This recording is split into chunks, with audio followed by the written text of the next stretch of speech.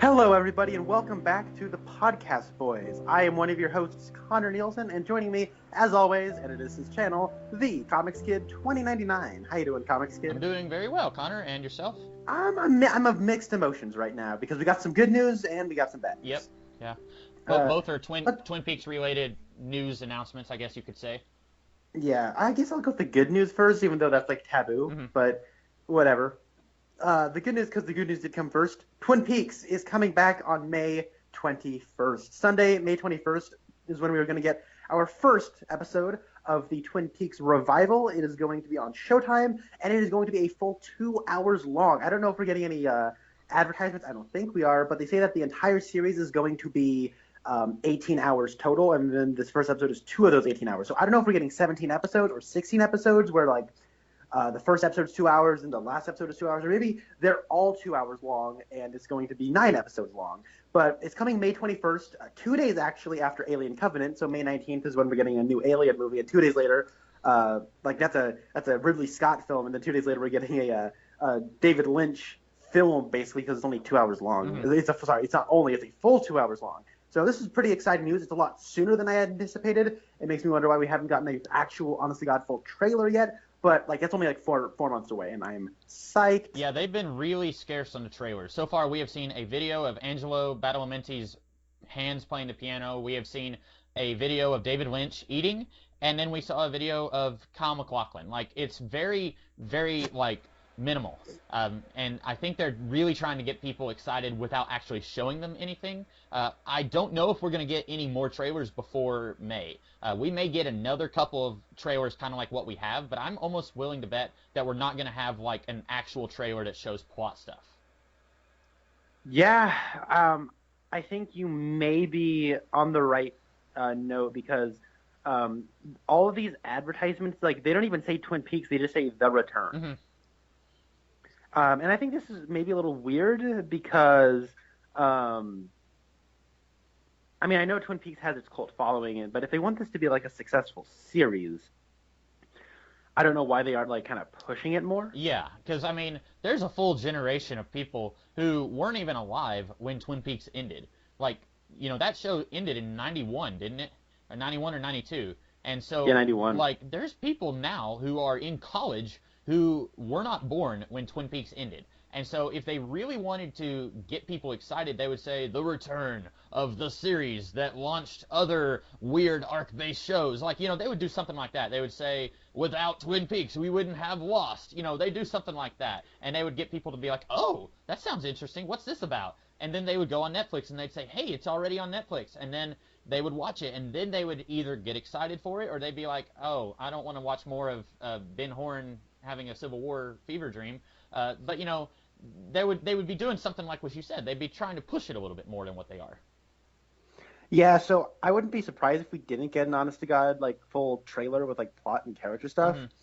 But I think it'd be unwise if they didn't go that way. I agree, yeah.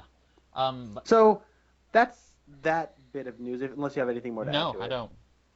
Well, now on to the bad news. Yeah. Miguel Ferrer, the actor who played Agent Al Rosenfield, he died. We are recording this on the 20th of January, and he died yesterday, the 19th. He had throat cancer, and I had no idea that he had throat cancer. The most recent thing that I have seen him in was Iron Man 3, which was, what, 2012? Does that 13. 2013. So he was still acting pretty recently, and yeah, his voice was a little bit more gruff in Iron Man 3, but I just assumed that was because he was older. Me too. But I had no idea. This is like a few of the celebrities in 2016 that we lost who had cancer, and I had no idea they had cancer. I can think of at least 3 of them who died of cancer, and it's like, wait, they had cancer? Like, that's the same thing here. Like, it just kind of took me by surprise. Yeah, I was very sad when I heard this news. Albert Rosenfield is, to no surprise, for us, he's one of our favorite characters. Yeah. We did our top 10 favorite characters of Twin Peaks, and I think he was on both of our lists. Yeah, he was, yeah.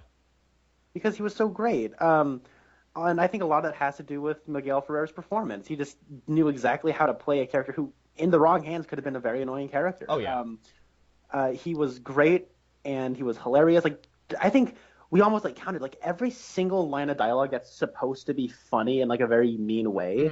Because he's a very no nonsense, straight faced character. But anything like practically everything that came out of his mouth was funny. And if it wasn't funny, it wasn't really intended to be funny. It was supposed to be dramatic. Yeah. So he was only 61 years old, and he was actually apparently good friends with Carrie Fisher. Yeah, there's two actors. He apparently was in a comic book based band in the 80s with Mark Hamill and Bill Mummy.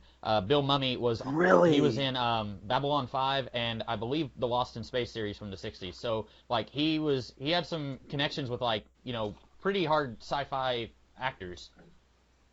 And I think the final thing I'll say about Miguel Ferrer is he will be in the revival. Yeah. That was something that when that cast list came out, Miguel Ferrer was on there, so Albert Rosenfield will be back. They did finish filming the Twin Peaks revival, and it's going to be a very bittersweet experience seeing him on the screen again. Yeah, it will. And in the same way that it's really crass to discuss this, but in the same way that after Carrie Fisher died, a lot of people were saying, well, what are you going to do for Star Wars Episode 9? It's kind of curious how, if they do decide to do a Twin Peaks another season, which you and I both discussed this, like, should they just end it for good, or should they keep going? And since we haven't seen an official trailer, and they're not really being very forthcoming with, like, hey, the return of Twin Peaks, maybe they're not doing another season, but if they do, and that's a big if, are they going to just say, well, Albert Rosenfield is on another mission somewhere, and that's why he's not in this season? Or are they going to say that he died off-screen in between seasons? That's something that, and like I said, you know, a man has just died, so it is a little bit crass to be talking about something like that, but it's something that, you know, it's curious how they're going to handle that. And I've expressed, I just hope they end it this time. I don't want to have like I've never seen the X-Files, but apparently the X-Files revival just ended on yet a cliffhanger. They just want to milk that thing out and out and out. But I think I got my conclusion to Twin Peaks that I'm satisfied with in Fire Walk with Me. And so getting more Twin Peaks is like a cherry on top. I'm like, oh boy, we get more Twin Peaks, this is going to be great. But I really hope that we just end it and like put a pin in it, and that's the thing. Like, it's been 25 years. Actors get older. Yeah. You know, they do, and a lot of the cast is getting old. Like, and a lot of cast members from Twin Peaks have already died, like Catherine E. Coulson, Jack Nance, now Miguel Ferrer. And that's just what happens when you get older, and it's very sad. But I just hope that we don't prolong it. And like you said, a man just died. It's not exactly in good taste to talk about, like, in, you know, a piece of art that they were attached to, and caring more about that art than the person. Right, but, and I think you and I both agree. Like, it is very sad that he died, because I also liked him, and I liked him in other things. Like, he was the bad guy in Mulan. That's one of my favorite animated Disney movies.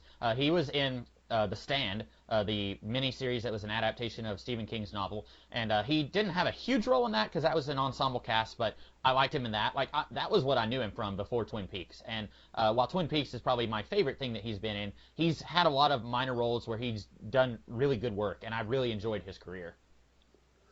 Also, I've never seen it, but he was apparently in RoboCop with none other than Ray Wise. Oh, I didn't know Ray Wise was in it. I saw that he was in RoboCop when I was Googling him yesterday when I found out about this. So I didn't know that Ray Wise was in RoboCop, though.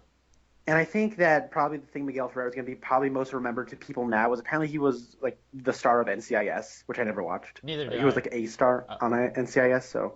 Huh. Oh, well. We're going to miss you, Miguel Ferrer. Rest in peace. Yeah. So today we're not going to be talking so much about this. We're going to get into the main topic.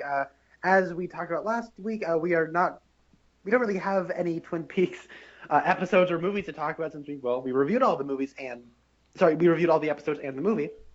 So what we're doing is the Twin Peaks alums, they have they've been in media since Twin Peaks.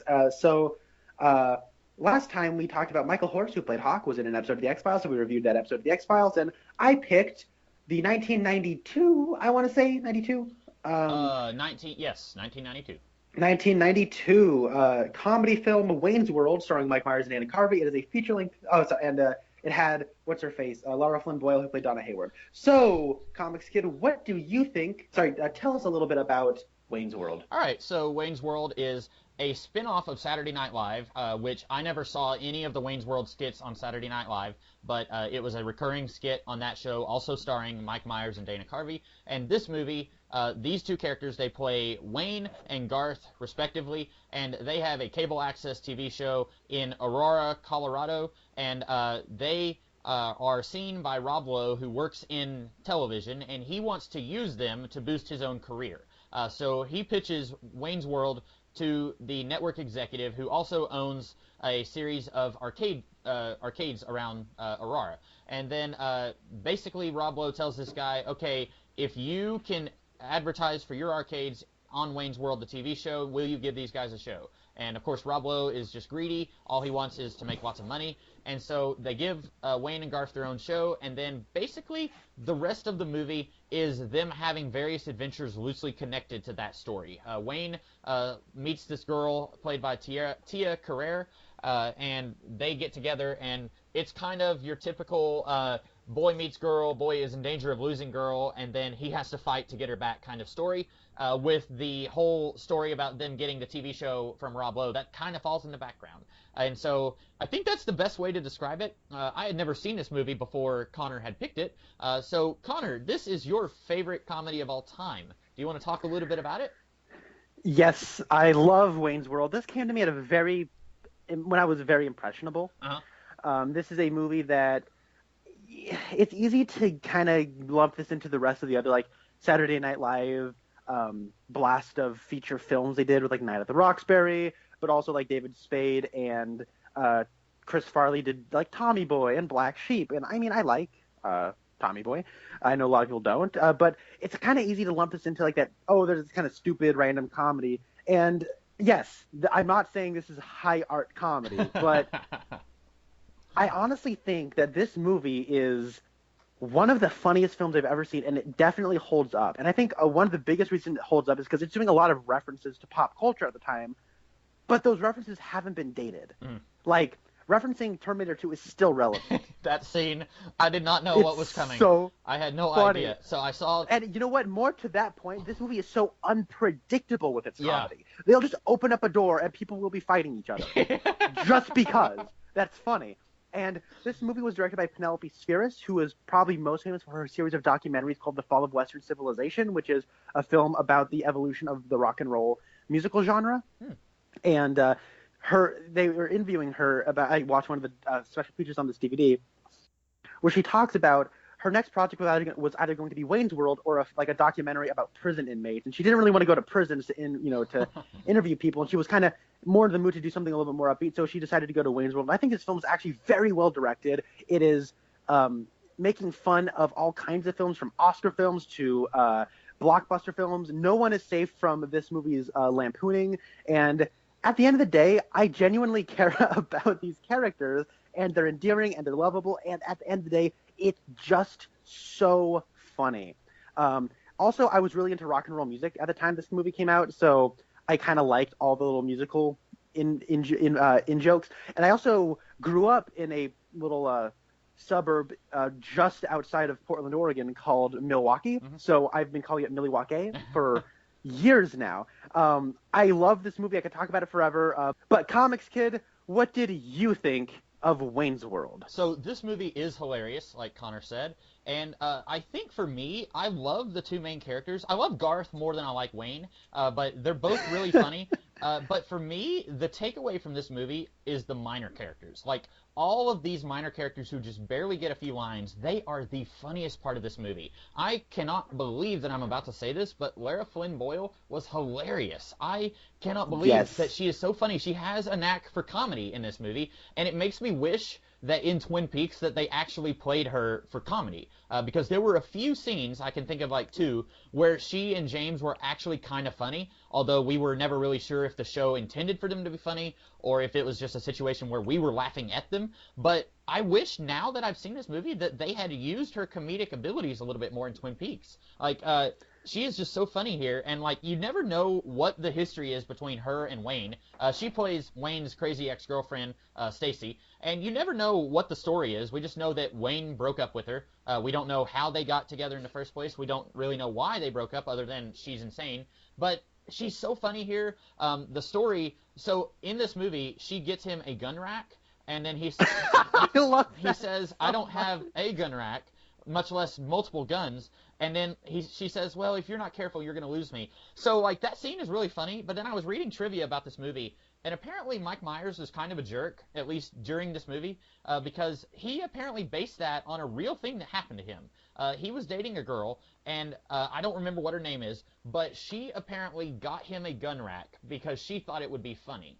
And then he didn't think it was funny, so then he wrote it into this movie, and then his ex-girlfriend, who got him the gun rack, she went to see this movie in the theater with her boyfriend, and she was just absolutely embarrassed that she was portrayed this way, by this fictional character, Stacy. And then apparently many years later they made up and he apologized, but that kind of made me like, while I think the scene is still really funny, it kind of tainted it just a little bit because I was like, wow, Mike Myers is kind of a jerk. And then like there was another thing where apparently he flipped a snack table because they didn't have any butter, and like he was really resistant to doing all the headbanging in the Bohemian Rhapsody scene. Like there's a whole bunch of stuff that I was hearing about Mike Myers where I was like, wow, like I used to really like Mike Myers. Like he is in one of my favorite comedies, So I Married an Axe Murderer, and like I love that movie. That movie is so funny. And by the way, the guy who I don't know the character's name in this movie, but the one who tells Married with Children that he got fired, he's also in So I Married an Axe Murderer. He worked for the newspaper, and he said he was my ride home in So I Married an Axe Murderer. But right. Anyway. Oh, also speaking of great minor characters, Ed O'Neill as the Donut Man. I never did anything crazy before that night. But why is it that when you kill a man in battle, it's heroic, but when you kill him in the heat of the moment, it's murder? I love the part where he's like, you kill a man in the dead of winter. Yeah. The blood, the steam of the heat leaves the body. The ancient Indians believed it was the soul leaving the body, and he's saying that while Garth is stabbing Mr. Donut Man.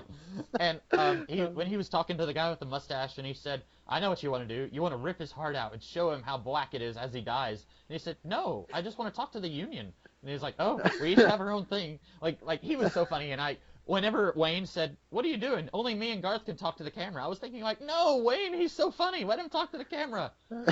But yeah, him and Lara Flynn Boyle, and I know there's other minor characters in this.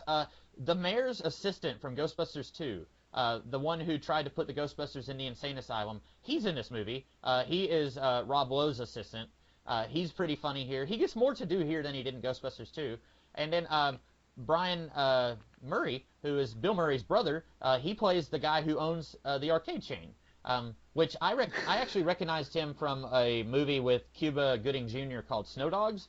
He was a minor character in that. Like he has a very distinct voice that he used in Snow Dogs that he also used here. And I was like, hey, that's that guy from Snow Dogs. And I looked him up, and then I found out that's Bill Murray's brother, which I didn't know that was him. But yeah, there's... Maybe that's just the way he sounds, that, hey, I'm Bill Murray's brother. Yeah, and he kind of sounds like Glenn Beck a little bit, the political commentator. He does. The first time I heard Glenn Beck, I was like, it's that guy from Snow Dogs! And it wasn't. But yeah, this movie, and like, you were talking about the Terminator 2 scene. So Wayne gets pulled over, and we can see that it's a cop coming at him, but we haven't seen his face. So I'm thinking, okay, something good is about to happen. I don't know what it is, but something good is going to happen. And then when he bends down and he says, have you seen this boy? I busted out laughing. I probably almost peed myself. I had no idea that was coming. Like, it is so funny. And like, some people don't like that kind of random cutaway humor. They don't really care for it. I thought it was funny. Like, if you hadn't seen Terminator 2, you probably would be like, what is this? I don't understand what's going on. But if you've seen Terminator 2, and surely most people have, like 90% of the population probably, then you're going to think that's funny, I think. And as somebody who, as of the recording of this, has not seen Terminator 2 yet, you still think it's funny, then? I think it's hilarious. Yeah. And I'll tell you why I think it's so funny is because he's speeding, so of course he would get pulled over, right? Yeah. That never happens. Like, people, when they're in a hurry and they're speeding, like, cops never pull them over. Mm-hmm. The only time that ever happens is in a comedy. And so he gets pulled over, and so it's like he's getting ready. Like, he's like, you know how in, like, a movie, like, if a girl gets pulled over, they're, like, checking their cleavage to see if they can get out of it or something? He's doing that. Like, Bill Murray's, like, like, fixing his hair and his eyebrows. He's like, hey, officer. Like, he's trying to flirt with the officer. Mm-hmm. And, by the way, the car is so funny, the Mirthmobile. But we'll get to that. And then the officer, like, doesn't even bend down. You see him, like, taking off his helmet, and then he bends down. And he's so serious. Mm-hmm. And he just says, have you seen this boy? And I don't know what. And then, then Wayne turns to the camera and just screams and then just peels out. And it's like, it's so weird. Like, usually that kind of YouTube, I call it like YouTube humor, where it's just like random, quickly cut, like, oh my god, like random. It's like, that usually drives me up a wall, but I don't know what it is. Like, the way it's placed, it's like, it's almost like, the reason it's so funny is because he's desperately trying to get to a place, and at every turn something's getting in his way. Mm-hmm. And it's like, but we don't want those obstacles to necessarily have long-lasting consequences. We just need them to be obstacles for the sake of holding it back. Mm-hmm. For comedic effect, and so just making it a Terminator 2, that's fine. Like, it totally works within the context of the comedic build up. And I think as far as like other references go, like they like what other movies do they reference here? Oh goodness. Because I know in the second one they reference Jurassic Park, and it's hilarious. Like they're just driving in a park, and then he and Garth are arguing, and then like they stop the car in the middle of this park, and then you hear like boom. Boom, and they look down and like the water is rippling, and then like an actual T-Rex comes out of nowhere and they just drive away, and it's never brought up ever again. That sounds awesome. I don't know if I caught any of the other references. I caught a lot more references to music stuff. Like they reference Elvis. He says something about "Will you still love me when I'm dying on the toilet" or something like that, and that's a reference to Elvis. They did the thing where he opens the door and there's the people training, and he said something like. People training like in a James Bond movie. I think he may have said something like that. And then he closes the door. But I don't know if I caught any other actual references like that. But that one. The only reference I think that doesn't hold up is the Grey Poupon reference. Yeah, because you ask anyone under 30 today what Grey Poupon is, and most of them aren't even going to know. Or at least I only know about that because my parents have told me about that commercial. Yeah, I remember watching this. I'm like, what is that? Mm-hmm. And like, oh, it was like a series of commercials, or it's like, that's the Grey Poupon guy. He rolled down the window and he asked if you have any Grey Poupon. I'm like, oh, so there's just an advertisement for Grey Poupon in the middle of the movie. Yeah, and it's still a little bit funny just because of the way Mike Myers plays it. Like, he thinks it's so funny that he just did that, and then it's like they're driving off and he's waving. Like, if he did that in any different way, it probably wouldn't have been as funny. But right. Speaking of commercials, there's that one scene where they're talking to Rob Lowe, and then they just, in the middle of the movie, they do a commercial for like Pepsi and Advil. Like they do all this stuff. Yes. Like Wayne says, "I'm getting a headache. Oh wait, here's some Advil." And like Rob Lowe is just as confused as the audience is. Like, he's like, "What is going on here?" And they just keep going with this commercial for like 45 seconds, and I thought that was hilarious. That is the product placement scene to end all product placement scenes. Uh-huh. It is so brilliant. Like, there's no other product placement in the rest of the movie except for that Grey Poupon reference. Mm-hmm. But it's like Garth is like, and the escalation is hilarious because he's like, hey, like my marketing professor last term, he actually showed that in class as an example of product placement because it's so funny, and like everyone in the class, like barely anyone had seen Wayne's World, but they all thought it was funny because there's an absurdity and an escalation to that scene, which is really, really funny, and like Garth dressed up in all Reebok is funny. Mm-hmm. and what he says is, it's like people only do things for money, and that's just sad. Mm-hmm. And he's like wearing a Reebok, like he's wearing like a Reebok hockey face or something, like hockey mask. And speaking of hockey, them just playing hockey in the middle of the street is so funny. Yeah. And like Lara Flynn boy goes, "Hey Wayne," and she gets hit by his car. Seriously, like, this movie made me like Donna about 100 times more than I did. Now, that's not to say that I would enjoy Donna when I go back and watch Twin Peaks, because I probably would still have the same problems with her, but it made me enjoy some of the aspects of her character from Twin Peaks a little bit more. Another minor character that I liked that I forgot to mention was Phil, the guy that they picked up on the bench, and he was either drunk or stoned. Like, there was about a 5-minute span there where I was laughing nonstop. Like, when Garth says, "Oh, he's going to honk in my car," and then Wayne says, "Oh, I promise you a non-honk experience." And then Garth gets out a little Dixie cup and says, "If you're going to spew into this." And they just walk away from him. I was laughing already, and that's right before the Bohemian Rhapsody scene. And they start doing Bohemian Rhapsody, and Phil does look like he's going to throw up. And when he said, like, there's one point when they're singing Bohemian Rhapsody, and they're saying, "Let me go, let me go," and he starts saying, "Let me go," and I thought, oh, he's going to throw up. Like, he wants to get out of the car, he's going to throw up. And I thought for sure they were going to do that, but then he, like, starts getting into it, and he's headbanging too, and that was just as funny as funnier than what I had imagined was going to happen. Yeah. He was so funny. There's a couple of things in here that are probably the most famous. The Bohemian Rhapsody scene is probably the most famous thing from this movie. Uh-huh. It's right at the beginning too. The other one that everyone references is the no stairway scene. Oh yeah, okay. So I love that scene so much because nobody in my family likes Stairway to Heaven except for me. When I saw that, I like paused the movie and I went to go tell my parents. I was like, "You will not believe what was this in Wayne's World." And apparently that was a real thing in the 70s. Like people would go into guitar shops and play Stairway to Heaven. So the people had to put up signs saying, "Don't play that song," because they played it so much, and that's hilarious. And speaking of music, apparently this movie like hugely boosted like the sales of Queen songs, like the playing of Queen songs, because apparently Bohemian Rhapsody only made it to like number 9 at its peak, and then this movie came out and this song shot up to like number 2. Like this was a huge boost for Queen, and this was just a few months after Freddie Mercury had died, but apparently they did send a tape of that scene to Freddie Mercury before he died, and I've heard that he did enjoy that scene, so that was a nice blessing, I guess, that he gave on this movie.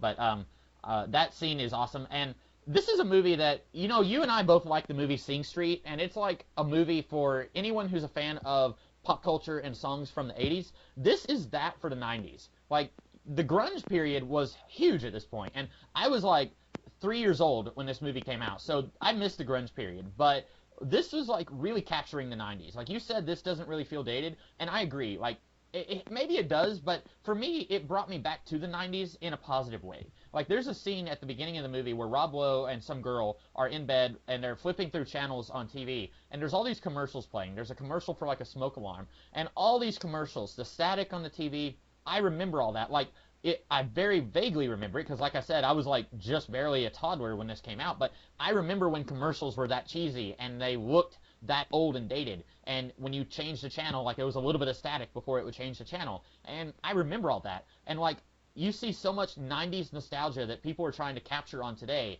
like, the X-Files is coming back, or has come back, and Twin Peaks is coming back, like, you see all that stuff today, and I feel like this movie, even though it came out in the early 90s, watching that little bit scene at the beginning of the movie, that felt like a better encapsulation of the 90s than any of these nostalgia throwbacks that we've had in the last few years for me. Right. I was born in 95, so I don't remember the 90s, but I remember, like, the clapper. Like, I remember still seeing advertisements for that well into the 2000s. And, like, my family didn't really, like, get, like, I never had, like, a GameCube. And, like, I had, like, I have VHS player forever. So I always kind of joked that I was still living in the 90s when it was, like, 2006 or something. So, like, it wasn't until around, like, 2010 is when we finally got a Blu-ray player, and, like, we got, like, an HD TV, so... hey, you're ahead of me. I still don't have a Blu-ray player. I'll probably, by the time they start replacing Blu-rays with whatever's coming in the future, that's probably when I'll get a Blu-ray player and start buying Blu-rays. Yeah, I mean, they're trying to push 4K, but I don't think 4K is going to really stick. Well, I didn't start buying DVDs for myself until 2007, so... Yowza! Whoa, yeah. That's late. This movie, like, it has such an authenticity to the time it came out that you don't really care if it feels dated because it feels so natural within its own world. Yeah. And okay, for example, around this time, I want to say, like, maybe a couple years later is when, or maybe, I can't remember, Dazed and Confused, the Richard Linklater film, came out around this time, and it's a period piece about the 70s. But, like, if I were just to pop in that movie now and show it to people, they would just assume it was a movie made in the 70s. Oh, yeah. And similar to how this movie captures a time of the 90s so perfectly in a very wonderfully comedic way, in a very same way that, like, Dazed and Confused captures the 70s, but from, like, the 90s point of view. It's hard to explain. There's a lot of really good musical references here. Like, Meatloaf is in this movie. And he plays the club bouncer. Yeah. Alice Cooper is in this movie, which is one of my favorite cameos ever. That was such a great scene. Or Alice Cooper is just spouting philosophical ideas about visiting another culture's land, and then they're like, "Hey, does this guy know how to party?" And, like, everyone in the room just stares at them. Like, it's so funny.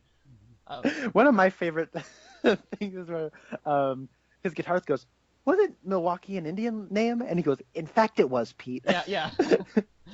Milwaukee, or the Good Land, as it was called. I didn't actually know that was his guitarist, so I just assumed that it was just some guy who, like, hung out with Alice Cooper all the time. It makes so much more sense that it's, like, Alice Cooper's bandmate. Yeah. Speaking of references, I can't believe I forgot this one. Have you ever seen the TV show Laverne and Shirley?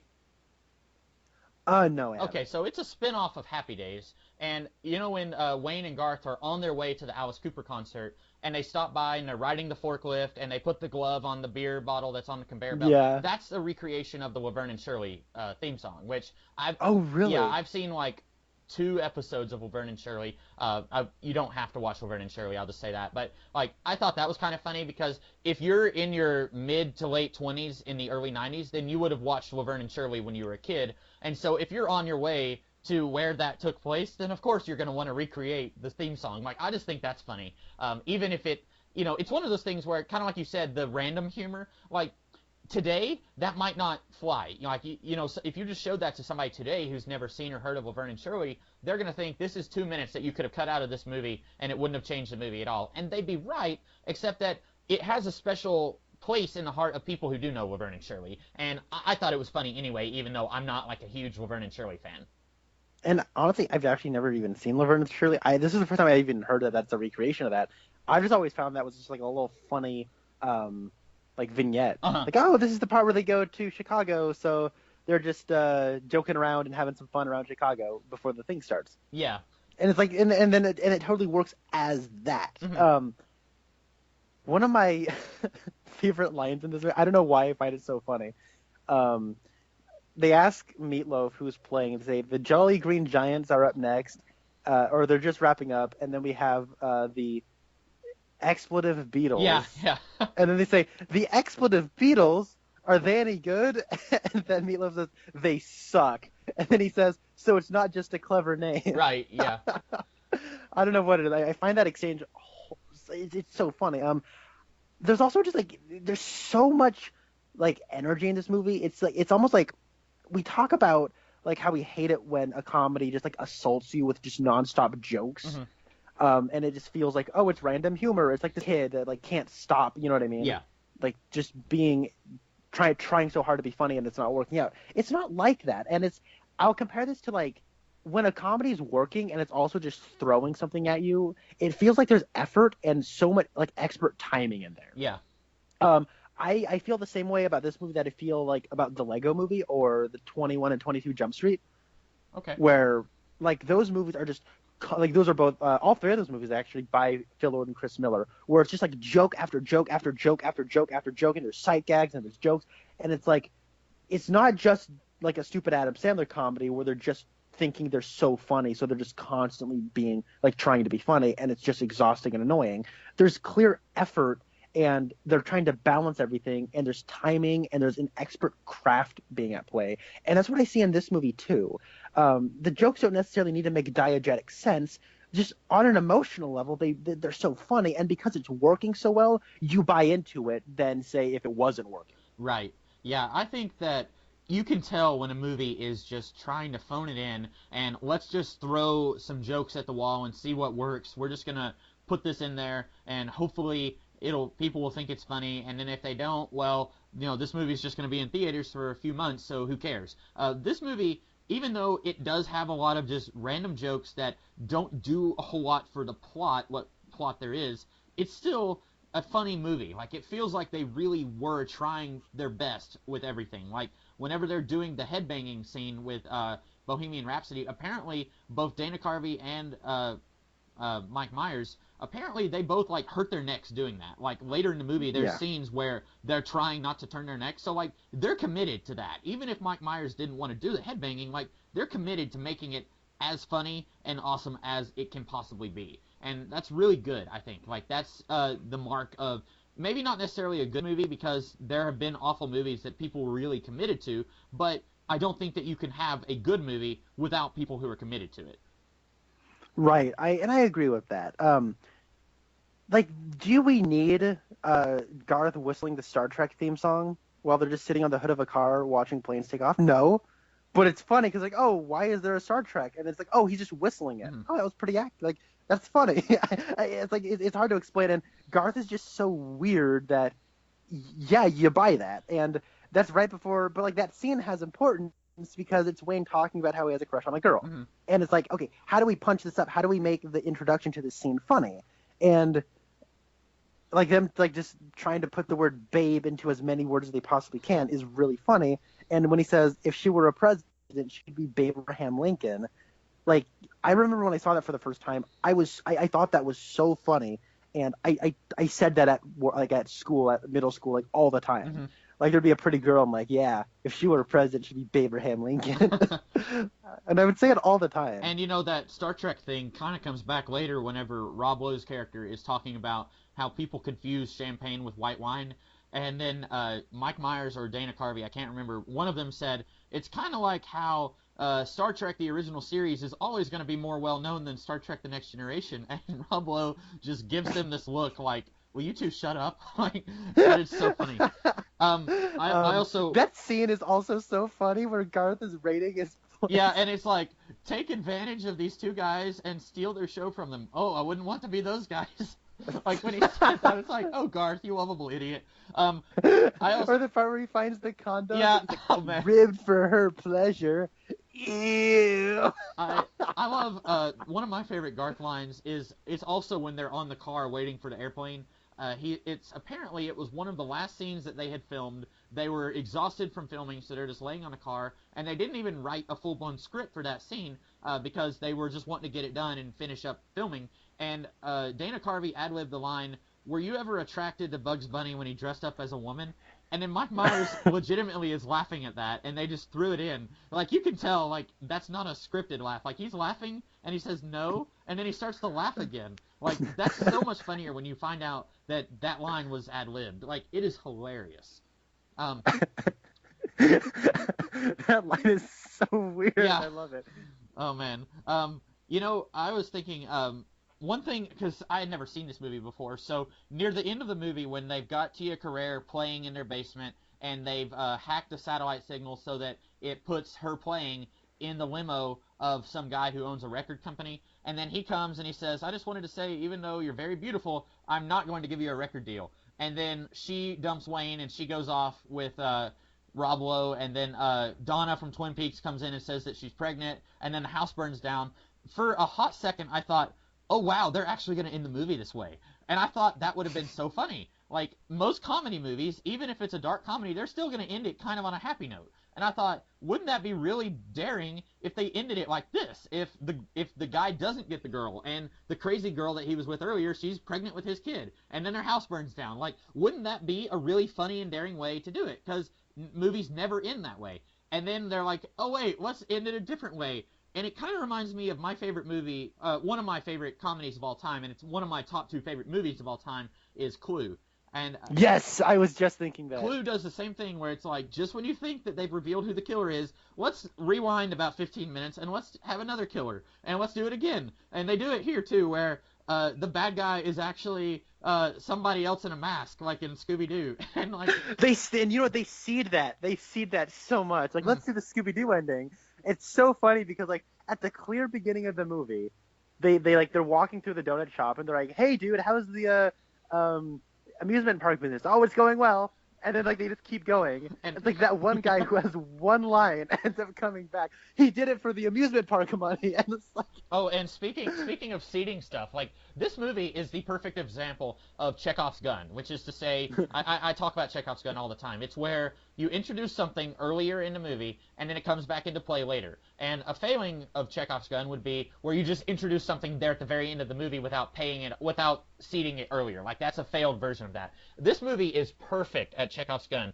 There's one point earlier in the movie where the cop that they're friends with, he says that they pulled over a bus and he had to do a cavity check on all these guys to see if they had anything in their butts. And he says they didn't have anything, so he had to let them go. And then the guys just kind of walk away, and you're thinking, okay, in this movie, that's just another random thing. Like, it's weird. It's never going to come back into play. It's kind of like the Terminator joke. And then it does come back into play. Later, the cop is trying to stall Rob Lowe, and then he says, "Sir, I'm going to have to check one more thing." And then he puts on the glove, and, like, the look on Rob Lowe's face is priceless. And then later, like, you don't actually see it, fortunately, but then later, Rob Lowe is, like, limping as he's going into their house. Oh, man.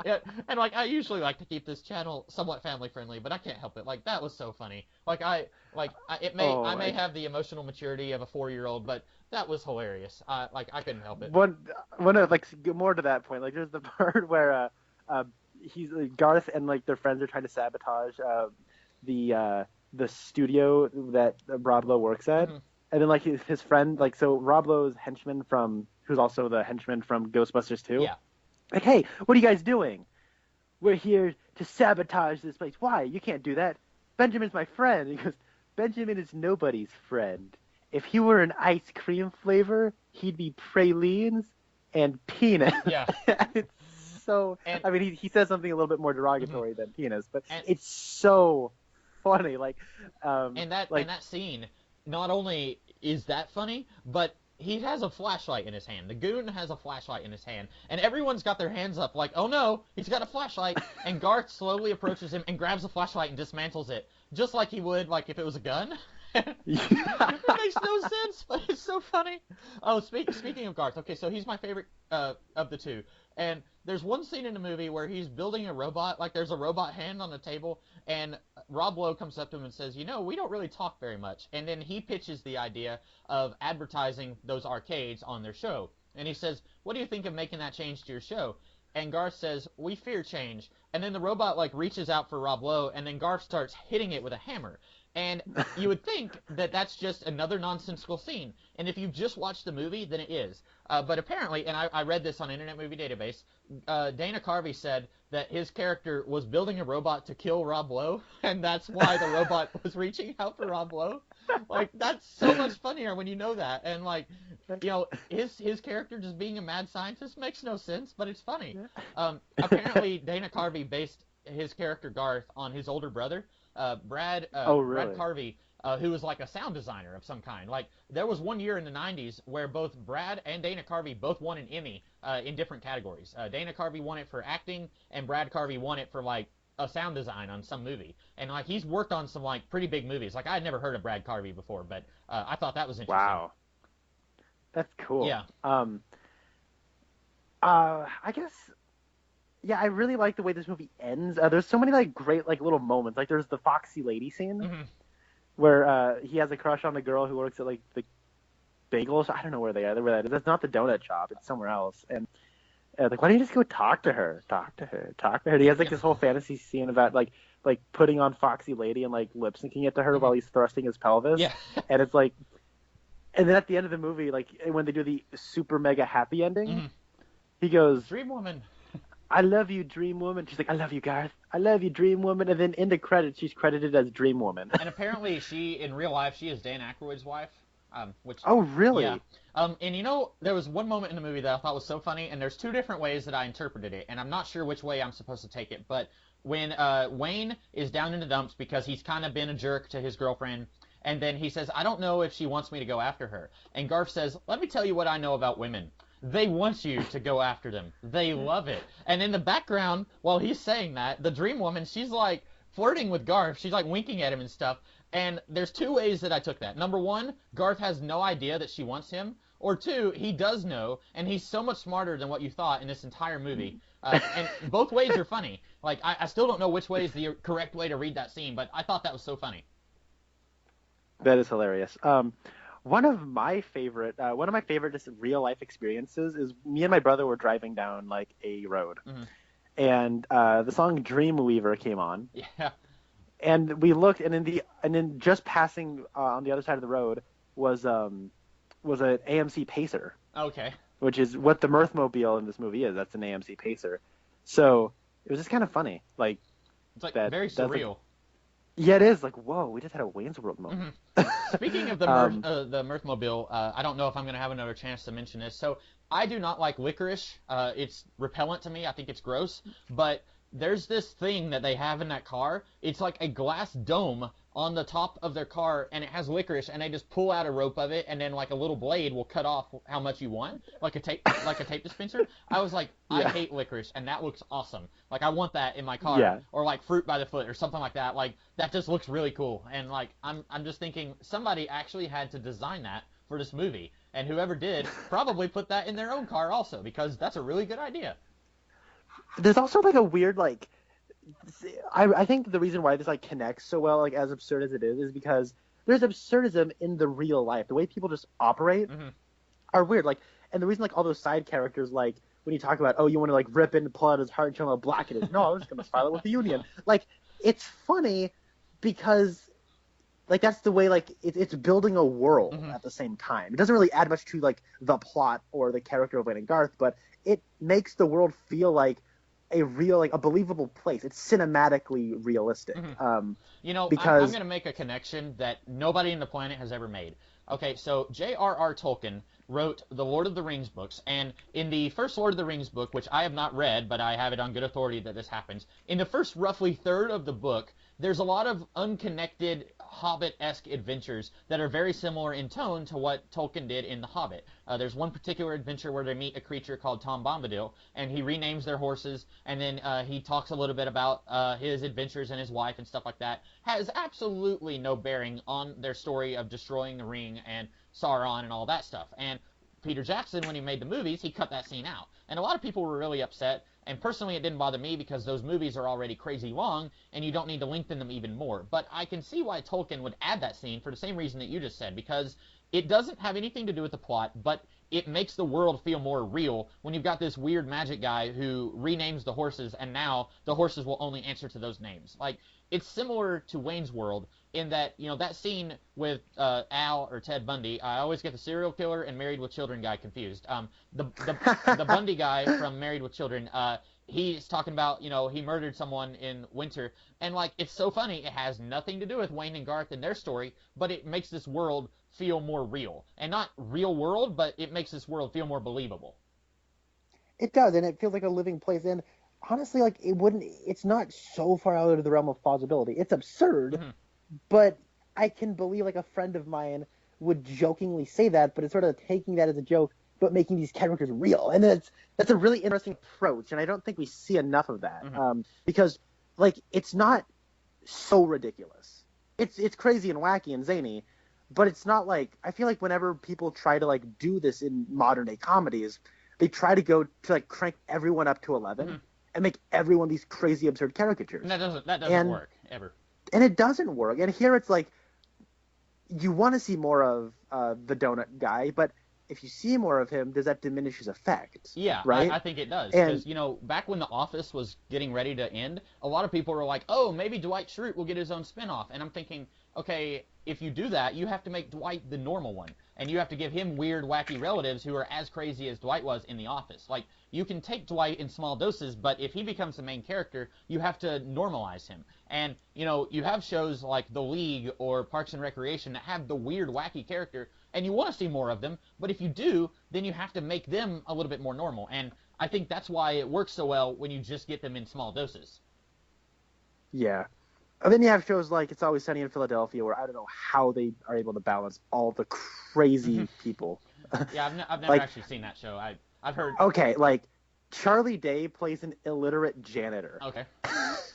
It's so funny because he's so stupid. And they all think they're smart, but they're idiots. But there's somehow, like, they run into the right amount of people who are smarter and more grounded than them, or the people who are more absurd than they are. Like, there's a family of inbred hicks called the McPoyles, and it's like there's an entire episode that's like a parody of Survivor, and then it parodies Die Hard at the end.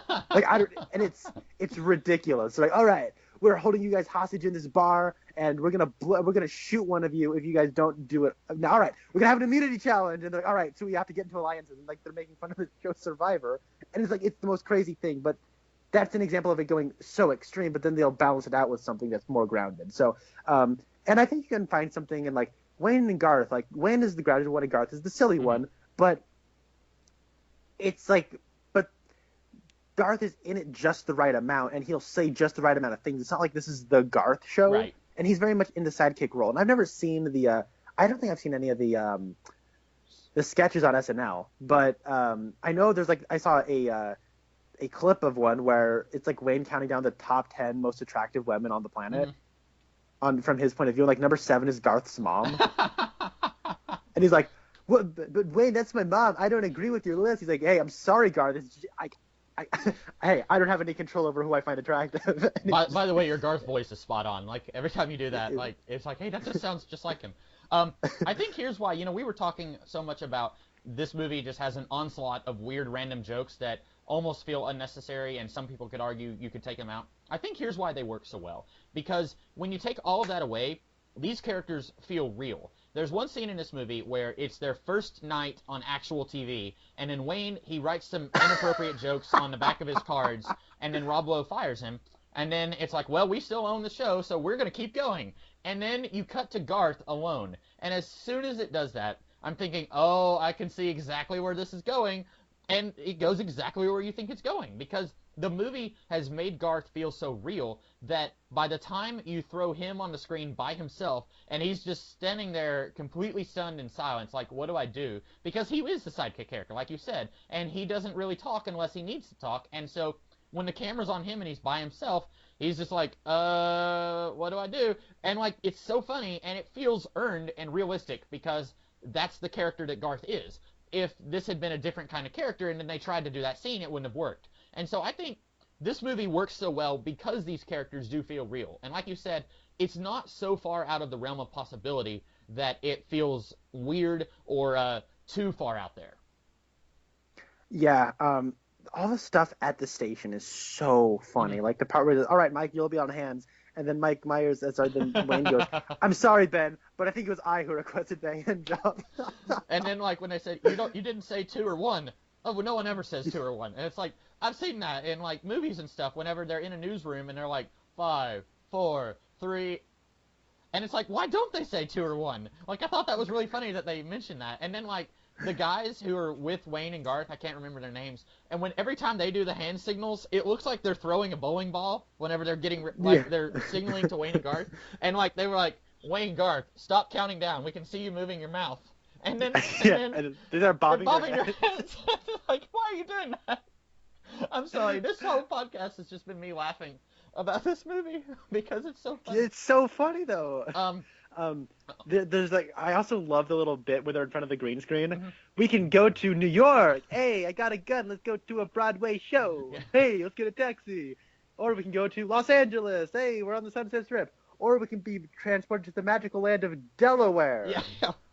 Hi, I'm from Delaware. I've never even been to any of those places, and I totally got the joke. Like, it's just like, no one knows anything stereotypical about Delaware. Like, that was so funny. Speaking of, earlier we mentioned Clue. The lady who plays the wife of Brian Murray's character, she was apparently Yvette the maid in Clue. Is that Colleen Camp? Yeah, Colleen Camp. I saw her credited at the beginning of the movie, and I thought, hey, that's Yvette from Clue. I'll keep an eye out for her. And then the whole movie goes by, and I was like, wait a minute, Colleen Camp was in that movie. Which one was she? So I had to look her up, and it's like, oh, she was that executive's wife. And she doesn't have as much to do here as she does in Clue, but her one line that I thought was really funny was when she was talking about how she came up with the name for Noah's Arcade. And then whenever, after Wayne writes his notes on the card, making fun of the executive, she doesn't see the notes. So then he goes to her and says, I think that went well. She says, I do too. It got a big reception in that room over there. Because they're all, like, laughing and angry at Wayne for writing the notes. Like, she doesn't have a lot to do, but she does a lot with what she has. I thought that was really funny. I know Colleen Camp from Apocalypse Now. Really? I don't think she has any lines in that. She's just one of the dancers. Oh, okay. Wow. Have you seen Apocalypse Now? I have not, no. Okay. There's this weird detour in that movie where they pull over to, like, get some guns and ammo or something, but there's, like, this weird, like, they fly, like, it's like this weird, like, army concert that's happening, and then, like, a helicopter flies in and, like, 3 Playboy playmates get out to start dancing around. Yeah. And it gets, like, really weird, and they all, like, people start storming the stage, and then they have to get into the helicopter and leave. Yeah. And then, like, the regular movie, like, they okay, and then that's over, and they go. But apparently in the Redux, like, there's like a whole extended scene with those characters that's cut from the film. So I guess Colleen Camp would be more in the Redux if you are a fan of her. So. Right. Interesting. I didn't know she was in that movie. Which, by the way, Apocalypse Now, one of the greatest films ever made. If you haven't seen it, you should totally watch it. Yeah, I hear about it all the time. That's one of those, like, top 50 movies you have to see before you die. Yeah.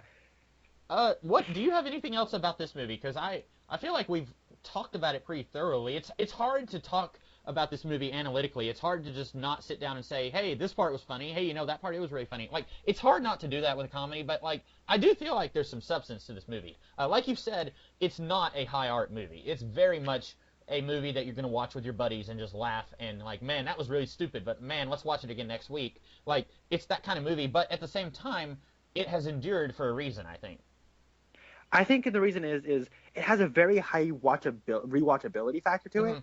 And the reason is because the comedy is so smartly handled and there's such a clear craft and attention to detail when it comes to this movie that and there are so many jokes that you just have to go back and rewatch, and you may miss some, or maybe you get older and then you understand something a little bit more, or you have a new experience in life, so you understand this nuance more than you thought you did. I really like at the bottom it'll say gratuitous sex scene, or it'll say Academy Award clip, and he's throwing water in his eyes to make it look like he's crying, and it's all that stuff is so funny and it endures because it's also just really entertaining, and it just has a sense of fun and humor about its own self, and it knows what it is, and I think it almost transcends what it is. There is stuff of substance here, and this was actually on Gene Siskel's top 10 films of 1992. Really? Yeah, Gene. I think it was number 9. This is the funniest movie I've seen in a long, long time. So, and the second movie is fine. I think as far as comedy sequels go, it's not just a retread of this movie. Right. There are of course recurring jokes, but instead of Rob Lowe in that movie, you have Christopher Walken, which you can't go wrong with Christopher Walken. I love Christopher Walken. Yeah, no, it's really funny because we meet Tia Carrere's dad in that movie. Oh, really? And I think it's James Hong. I could be wrong, but I think it's James Hong. And then he and Wayne have a kung fu fight. And there's that one point where he kicks him in the balls, and 2 steel balls fall out from his pant leg, and he's whoa, you, and they keep fighting, and it's so ridiculous, it's so funny. But then Aerosmith's in that instead of Alice Cooper, and there's more Aerosmith in it, but it's also a weirdly more personal apparently Mike Myers' father had passed away in the middle of Wayne's World and Wayne's World. Just after Wayne's World. That was in the trivia for Wayne's World 1. Was he said this whole movie was just a blur. He said, I remember filming this movie and then my dad died. And like I said, I said that Mike Myers came off as kind of a jerk, and I probably should amend that and say that if your dad is on his deathbed, I'd say there's some leeway you can give someone for being a jerk. So I shouldn't say that he was just unapologetically a jerk. I'd say there was a good reason for that. But yeah, I can understand the sequel being a more personal story for that reason. Yeah, he has a dream where he follows a naked Indian to see Jim Morrison, and then Jim Morrison's you need to create a concert. And it's and then he says, if you build it, they will come. So it's oh, okay, they're parodying field games in this way. So, yeah, Wayne's World 2 is pretty good. It's decent. It's not as good. Oh my, there is a scene in Wayne's World 2 though where they bring in Charlton Heston, and it's the funniest thing ever. Because he is going to go Tia Carrere is going to go get married to Christopher Walken. Oh boy. And so they're parodying The Graduate, where Stacy. Yeah. Or, sorry, whatever her name is, Cassandra. They're doing that whole thing, but while he's on his way there, he's running out of gas.